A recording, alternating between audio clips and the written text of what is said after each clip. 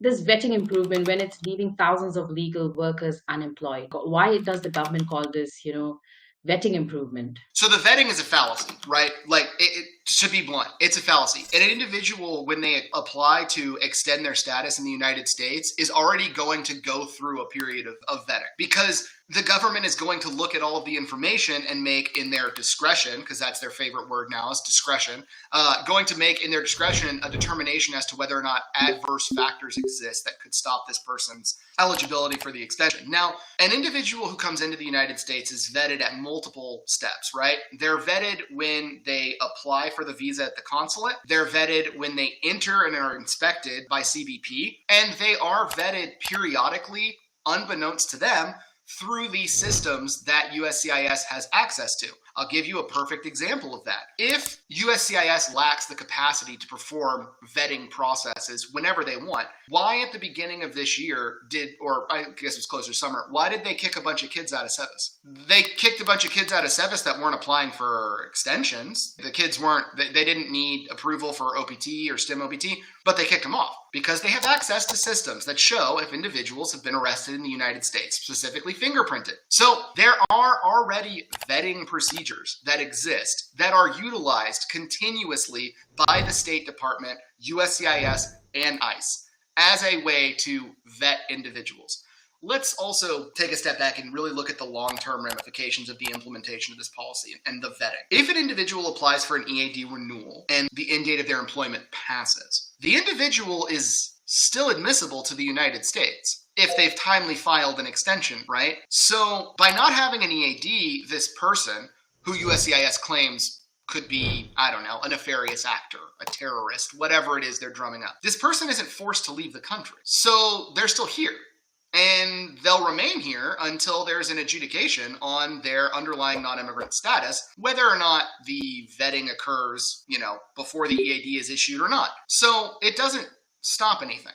And now we get into the real nitty-gritty of the nonsensical nature of the implementation of this policy.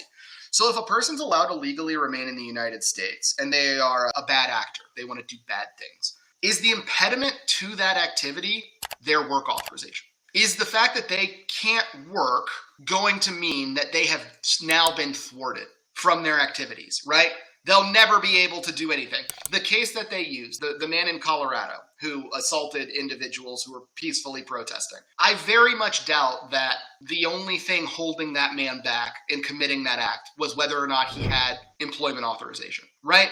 That's just the case. And so it's silly. If you were to say, we're vetting people because we don't know whether or not their extensions will be granted or approved. Okay, that makes sense, but you're already doing the vetting in the first place. There is already vetting that exists.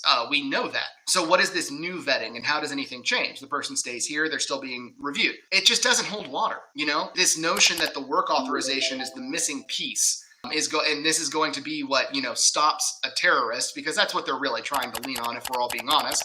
They even go so far as to say it. They say part of the vetting that remuneration is not occurring to individuals that have ties to terrorism. Okay, sure, but again, that's all really nonsense, because those vetting activities could occur and coincide with an automatic renewal. There'd be no need for it not to. And if you look at the equities here, isn't there more of a benefit to the government if these individuals are able to work and pay taxes than there is to have them stop working under the guise that they have to be reviewed more?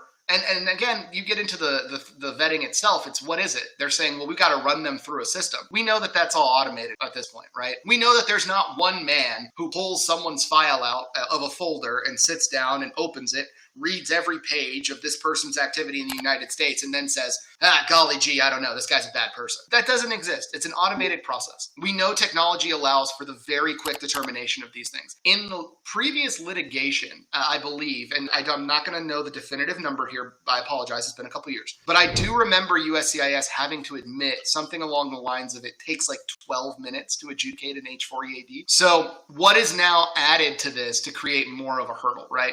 There's nothing really added.